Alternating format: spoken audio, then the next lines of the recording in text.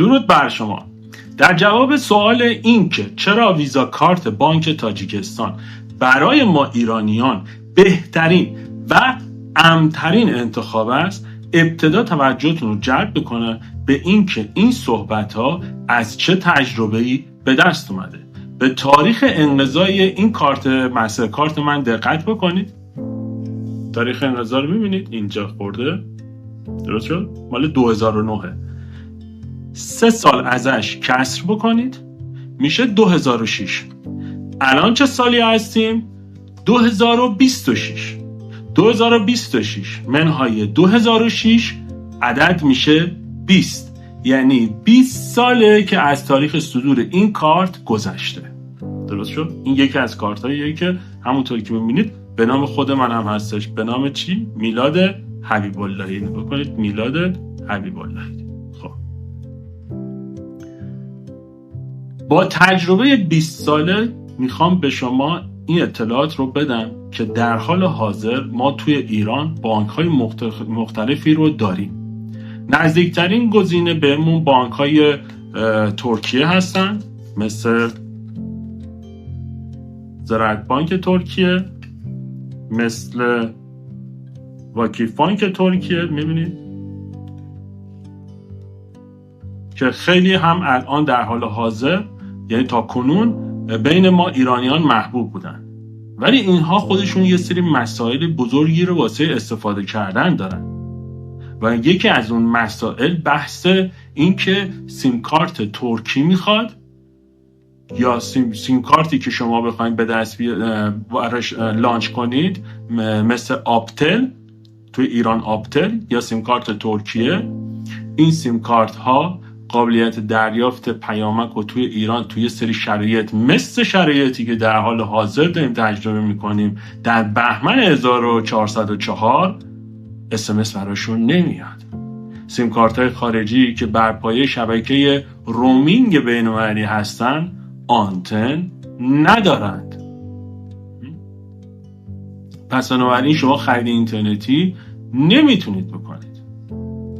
و مزیت این ویزا کارت، یعنی ویزا کارت هایی که از بانک تاجیکستان صادر میشه، مثل این نمونه ویزا کارت کلاسیک دبیت، مثل این نمونه ویزا کارت گلد کردیت، مثل این نمونه ویزا کارت پلاتینیوم کردیت.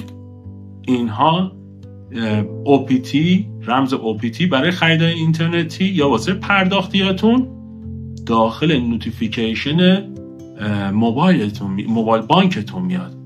فقط شما کافیه به اینترنت بتونید وصل بشید. خب به اینترنت وصل میشید که میخواین از کارت استفاده کنید، یه پرداختی انجام بدید، یه قبضی رو میخواین پرداخت بکنید، یه خریدی میخواین انجام بدید، خب به اینترنت وصل میشید که نیاز به کد OPT دارید. همون کافیه. روی شماره ایرانسل خودتون توی ایران، روی ایرانسل خودتون در واقع فعال میشه. کد OPT هم داخل نوتیفیکیشن برنامه موبایل بانکتون وارد میشه و شما به راحتی ازش استفاده میکنید. یک نمونه ویزا کارت های دیگه هم داریم که مطرح ترینش توی ایران وایس هستش. من اینم بهتون نشون بدم. وایس هستش، مثل این. میبینید این هم حتی به نام خود من هستش، مشخصات میبینید. ولی خب این کارت ها چون با مدارک فیک نیاز داره که باز بشه، برای ایرانیان تحریم هستن و با مدارک قانونی باز نمیشه، هر آن احتمال مسدود شدنش هست که این ویزا کارت من هم تازه با واسه منی که داره تجربه چندین ساله هستم، این ویزا کارت شناسایی شد. یه سری مدارک ازم میخواستن وقتی که پول واریز شد و من اون مدارک رو واسه احراز محل سکونتم مثل POV رو نتونستم جور بکنم و حسابم بلاک شد. از بانک‌های مختلفی هم من تجربه داشتن کارت‌های بانک مختلفی هم دارم. به خاطر میام صرف 4-5 تا کارت بهتون تجربه نمیگم که این کارت بهترینه، واسه این میگم بهترینه که شما از دهن کسی دارید میشنوید که 20 سال کارش اینه و 20 سال داره این ویزا کارت و مسترکارتی که شما میخواهید داشته باشید رو تجربه کرده، انواع اقسام، از ارمنستان، از آذربایجان، مثلا این آردیشان اینوستمنت بانک ارمنستان، خدمت عرض کنم گوپیز مالزیه و بعد خب انگلستان و غیره و بلژیک و غیره و غیره. خب کارت مختلفی هستش و با این تجربه دارم بهتون میگم که کارت هایی که برای تاجیکستان هستن و توسط خود ما هم صادر میشن کارت های خوب و مناسبی هن، با مدارک قانونی خودتون، با آدرس خودتون، با پاسپورت خودتون، روی شماره موبایل خودتون، موبایل ایرانتون اینها سوار میشن و شما میتونید از خدمات این کارت ها استفاده بکنید. برای داشتن این که هر کدوم از این کارت ها چه خصوصیاتی داره، چه محدودیت‌های سقف برداشتی داره، چه امکاناتی داره، چه مزیت‌هایی داره.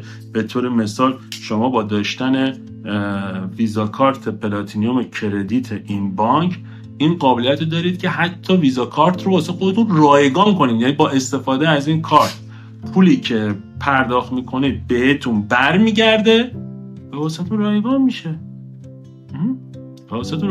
و این قابلیت توی این بانک هست. یکی دیگه از دلایلی که چرا این بانک تاجیکستان بهترینه برای ما ایرانیان اینه که اون پول پرداختیمون رو رایگان میکنه. پس همین الان برای این که اطلاعاتتو در این خصوص بیشتر بکنی و بدونی کدوم یکی از اینها برات مناسبه، به سایت miladcard.com سر بزن و تو قسمت مشاهده محصولات گزینه مورد مناسب خودت مثل ویزا کارت کلاسیک، ویزا کارت گلد، ویزا کارت پلاتینیوم رو پیدا کن، روش کلیک کن، اطلاعاتت رو کامل کن و در صورتی که مناسبت بود سفارش بده و ما بین 2 روز کاری توی تهران و تا سایر شهرها 3 تا 5 روز کاری هم فیزیک کارت رو تحویلت میدیم. به این سرعت موفق و پایدار باشید. لبخندتون پایدار در پناه پروردگار. بدرود.